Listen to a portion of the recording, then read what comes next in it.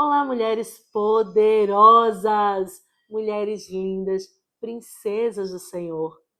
Hoje, o nosso devocional é assim, ó, cara a cara. E é dessa forma que eu tenho uma palavra de Deus para o teu coração. Vamos falar hoje no nosso devocional sobre o reino de Deus.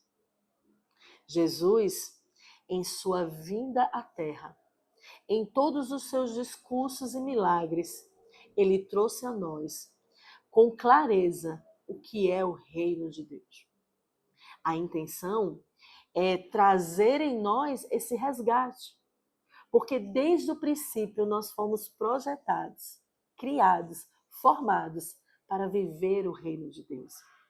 Mas por motivos nossos, nos distanciamos desse reino.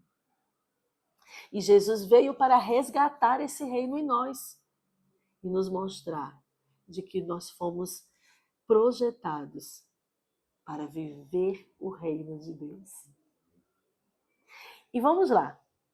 Quero trazer para vocês a palavra em Romanos, no capítulo 14 e o versículo 17, que fala especificamente como é o reino de Deus. E aí Paulo fala aos romanos assim: o reino de Deus não é comida nem bebida, mas justiça e paz e alegria no Espírito. E esse Espírito não é o meu nem o seu Espírito, não. É o Espírito Santo de Deus. Porque em mim e em você, nós não vamos achar motivos para nos alegrarmos. Estamos o tempo inteiro movidos pelas nossas emoções, dores, traumas, injustiças. Mas no Espírito, nós encontramos motivos para sermos alegres. E essa é a verdadeira alegria. O reino de Deus, ele é composto de uma paz e de uma alegria, que é liderada pela justiça. Mas vamos lá. Vamos conversar mais sobre esse reino. Jesus, quando ele se encontrou com Nicodemos, Nicodemos fez uma pergunta para ele e falou assim: Senhor, como eu faço para ver o reino de Deus? Para ver, apenas ver. E aí em João capítulo 3, nós vemos o desfecho dessa história, Jesus falando para ele que para você ver o reino de Deus é preciso nascer de novo. Nascer de novo. E aí Nicodemos falou, mas nascer de novo, eu tenho que voltar para o ventre da minha mãe e nascer novamente? Mas não era esse nascer que Jesus estava falando. Jesus estava se referindo naquele momento o nascer de transformação de mentalidade. Mudar a sua mente. Porque quando você muda a sua mente, você muda o seu comportamento e as suas atitudes. E mais adiante, a gente vê Jesus falando assim, olha, para ver, só para ver, é preciso nascer de novo. Mas mesmo que você nasça de novo, mude as suas atitudes, mude o seu comportamento, isso não vai fazer com que você entre. Porque para você entrar, é preciso você nascer, olha só, para que você entre lá, é preciso você nascer da água e do Espírito. Não só precisa nascer de novo, mas esse nascer tem que ser da água e do Espírito. E esse nascimento, ele representa a transformação interior. E essa transformação interior, ela tem que ser vivida todos os dias das nossas vidas. E aí nós vemos Jesus, ele destrinchando como é ser essa nova criatura. como é ser essa pessoa que vai ter o caráter, as características de Cristo. Porque quando você tem as características de Cristo, você pertence a Cristo. E se você pertence a Cristo, você pertence ao reino dos céus. E nós vamos ver isso em Mateus, do capítulo 7, do capítulo 5 ao 7, no Sermão da Montanha. É imenso, mas é necessário que aprendamos para nossas vidas. E aí a gente vê no Sermão da Montanha, ele falando que o reino de Deus é dos humildes, mansos, misericordiosos, pacificadores, sedentos de justiça. É essas pessoas que elas entrarão no reino de Deus. Na verdade, essas pessoas, elas têm o reino de Deus em si, porque o reino de Deus, como nós lemos, ele é composto de justiça, paz e alegria. Por isso que inúmeras pessoas vivem hoje em um caos, em desilusões, em mentiras, em enganos, porque está faltando ser brotado dentro delas o reino de Deus. E para que esse reino seja brotado dentro, é preciso primeiramente ter justiça. E a justiça, ela é conquistada de forma limpa, sem engano, sem ferir ninguém, sem humilhar. Sabe aquele trabalho que você tanto quer? Sabe a posição social? Sabe os lugares que você quer estar? Que você esteja, mas de forma justa, de forma íntegra, limpa. Porque quando você conquista tudo que você tem ao seu redor, com justiça, você consegue descansar em paz. Quando você consegue com justiça, você consegue se alegrar pelos feitos que você tem produzido.